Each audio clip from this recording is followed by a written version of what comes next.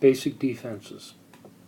We're going to talk about some of the fundamental things that we do nowadays to try to secure our data, protect our data.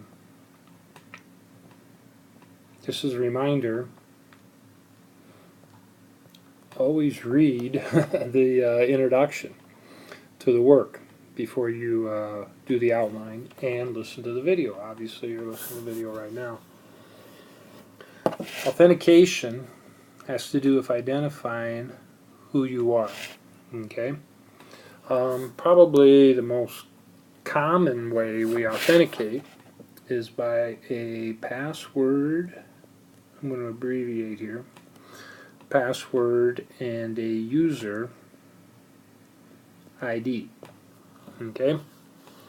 So both of those are something we know. Okay? We can also authenticate by something we have. So we can have a card. And you can swipe your card and identify who you are. Sometimes we use a combination. You have a card, you swipe it, and you enter a password. The third way, now, is something you are. So this would be like a handprint. That's the right number of fingers. So you got a handprint, thumbprint, read your iris in your eye, a facial scan, maybe some fuzzy measurements like it'll weigh you, check your height, listen to your voice, a whole variety of ways of checking who you are. So again, it could be a combination. You could have a handprint, swipe your card, and type in some information, or enter some information. Once you're authenticated, authorization allows you to do certain things. Maybe transfer money from your account to another account, or actually use the phone, all the things on the phone, or in a banking scenario, certain people would be authorized to make certain changes and others not. Here at NIACC, when I log in, I have more authorization than when the students log in. Last one, auditing and counting. When we access, we keep track. And I'm going to give you some nice examples in another video about that. But track, as it can be as detailed as when in, when out, which files were opened, how long did they have open, and so forth and so forth. Got to remember, when you're doing things technologically, just about anything and everything can be recorded, or kept track of. Okay, so the first thing is we can manage how people access, and they'll often refer to that as those 3 A's or triple A's. Okay? Now, the next items we want to talk about here. Data cryptography. Cryptography has been around for a long time. Julius Caesar, used to have these scrolls, and they'd wrap the message around the scroll, write it out, unwrap it, so then you couldn't figure out what it says, send it with the courier, and people at the other end knew they had to use a dowel rod or a scroll, a round device the same size as the one Julius used back in Rome. If it didn't have the right size, the letters didn't line up. That was a type of cryptography. Now, what's cool about that, the poor guy is carrying it. He doesn't know what it says, so if he gets captured by the enemies, they could beat him to death, but he didn't know what it says. Okay. 2 different major types of cryptography that we're going to talk about. Encryption, you take the message, whatever it is, and you encrypt it, so now nobody can read it. You send it, and you decrypt it on the other end, you take that message and decrypt it, then somebody can read it. Very common. We have algorithms for encryption. And since we use some very sophisticated algorithms, how you make it different every time is you supply a different key. It'd be like up here, the dowel rod would be the key. Or you maybe did when you were little, you would write a message to somebody and you would use the third letter of the alphabet for the letter you meant. Well, the 3 is the key. The algorithm is you're shifting the letters in the alphabet. That'd be the most simplest encryption. We have a wide range of encryptions nowadays that we use. It's really narrowed down to AES is the best at this time, advanced encryption system. Triple DES was used before that. That also encrypts. Now, let's not confuse encryption with hashing.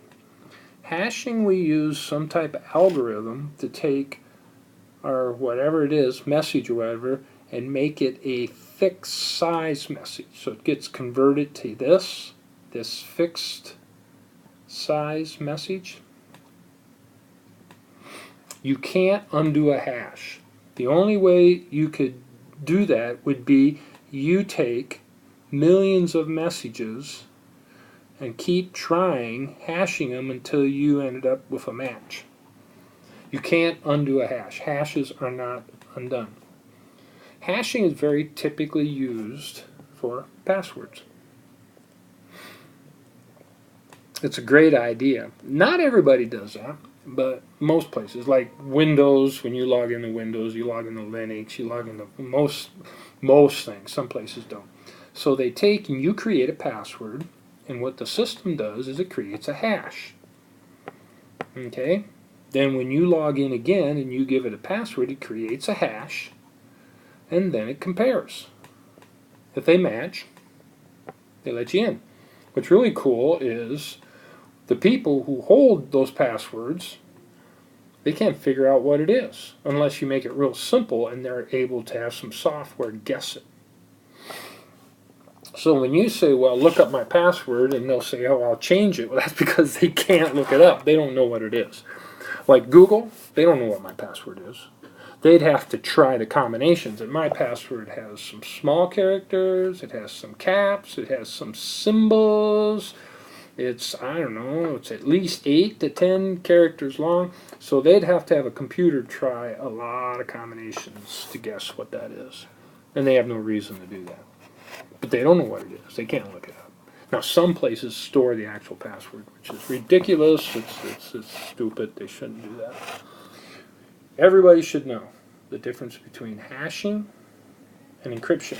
And then we're going to show some pretty cool things about this in another podcast or video podcast. But we want to finish up these topics so this one doesn't get too long. Hardening equipment. I can give you a real simple example. You know, you got devices that have where you can put a flash drive.